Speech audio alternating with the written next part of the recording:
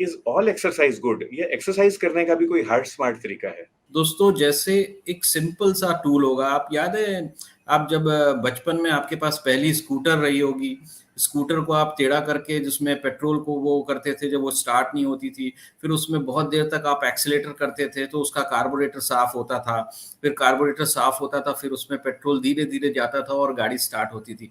समझ लीजिए कि हमारा हमारा शरीर एक बेताब और एक बेइंतहा बहुत अच्छी इंजीनियरिंग का नमूना है, जिसमें हर कुछ है, वो मोटर है, वो कार्बोरेटर है, वो सारी चीजें। और अगर हमें किसी चीज को ठीक रखना है तो हमें एक उसकी गति मालूम होनी चाहिए। आपको पता है 220 माइनस एज का 85%, 220 माइनस एज का 85% जो होता है वो हमारा एक टारगेट हार्ट रेट होता है, मैक्सिमम प्रेडिक्टेबल हार्ट रेट होता है। अगर हमारी एज 20 है तो 200 से मैंने माइनस किया, 200 माइनस 220 माइनस 20 मतलब 200, उसका 85% हम हार्ट रेट मैक्सिमम अचीव कर सकते हैं, और करके हम अपने हार्ट की गति को और अपनी धमनियों को पूरी तरीके से साफ कर सकते हैं। जैसे हम टीएमटी के टेस्ट करते हैं तो टीएमटी में भी हमारा टारगेट हार्ट रेट ऐसे ही अचीव किया जाता है। उसमें एक प्रोटोकॉल होता है, Bruce protocol, modified Bruce protocol, उसमें ये हार्ट रेट अचीव होता है और हमारा टेस्ट कंप्लीट या इनकम्प्लीट कहलाता है। दोस्तों, जब हम जिम के लिए तैयारी करते हैं या जब हम वॉकिंग के लिए तैयारी करते हैं या किसी चीज के लिए भी तैयारी करते हैं, एक तरीके की ग्रूमिंग होनी जरूरी है। आपने आपने देखा होगा, जब हम नहाने के लिए भी जाते हैं तो पेरेंट्स कहते हैं कि बेटा एकदम से कपड़े वो मत करके सीधे पानी के नीचे मत जाओ। एक वार्म अप होता है हर चीज का, वैसे ही एक्सरसाइज का भी एक वार्म अप होता है कि आप पहले टहलते हुए ग्राउंड तक जाएं, फिर एक दो राउंड लगाएं, फिर अच्छे से फास्ट गेम में खेलें, क्योंकि मसल सारी चीजें एक रिदम में चल रही होती हैं। आप किसी के रिदम को चेंज करते हैं, आपने महीनों एक्सरसाइज नहीं की है और अचानक से आप एक्सरसाइज करते हैं तो मसल की, हार्ट की रिदम को आप चैलेंज करते हैं और वो कई बारी वो पोटेंशियल को नहीं झेल पाती। इसी तरीके से जिम में आजकल एक फैशन है हर्षा तिरेक।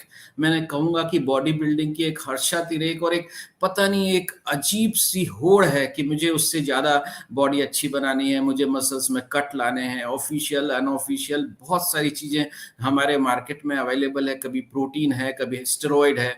मैंने खुद देखा है, मैं शाम को घर आ रहा था, मेरी क्लिनिक के हॉस्पिटल के सामने एक बहुत अच्छा बॉडी बिल्डर रुका और उसने मुझसे रिक्वेस्ट की, सर आप कहाँ रहते हैं? मैंने बोला मैं यहीं इसी हॉस्पिटल में हूँ। तो उसने मुझे एक इंजेक्शन दिखाया, सर आप इसको मेरे स्टाफ से, अपने स्टाफ से लगा दीजिए। मैं बोला ये कौन सा इंजेक्शन है? तो मैंने वो उसने मुझे दिखाया एनाबॉलिक स्टेरॉइड था। मैंने मना किया उसे कि बेट आप ऐसा मत करिए। वो मेरे हॉस्पिटल के सामने दूसरा हॉस्पिटल है, वहां पे जाके उसने स्टाफ से लगवा ली। तो ये जो चीजें हैं, ये जो चल रही हैं, ये एक तरीके की फास्ट लाइफ है और उसमें हम एक टारगेट में अपने शरीर को भी झोंक रहे हैं। ये बिल्कुल गलत है। बॉडी ने, हमारी बॉडी को एक जेनेटिक मेकअप दिया है, हमारे पेरेंट्स से हमें मिलता है, उनके पेरेंट्स से उन्हें मिलता है। तो ये एक आनुवांशिकता है। हमें देखना होगा स्मार्टली कि हमारे पेरेंट्स को कौन कौन सी बीमारियां रही, वो पेरेंट्स की बीमारियों से हमें ट्रैक करना होगा कि हम इस चीज के लिए, इस खेत के लिए उर्वरक है, ये बीज हमारे अंदर बहुत आराम से उग सकता है। हमें उनके लिए कॉशियस होना चाहिए।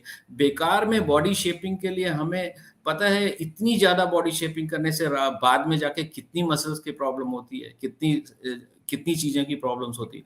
हमें कुछ भी आर्टिफिशियल नहीं करना है। जैसे एक जानवर रहता है, जानवर अपने बेसिक इंस्टिंक्ट को पाता है और सारी चीजों को इमोशनली जीता है, लेकिन ह्यूमन बीइंग है, वो जानवर भी बनना चाहता है, वो जादूगर भी बनना चाहता है, वो सारी चीजें ऐसे करना चाहता है और भगवान भी बनना चाहता है।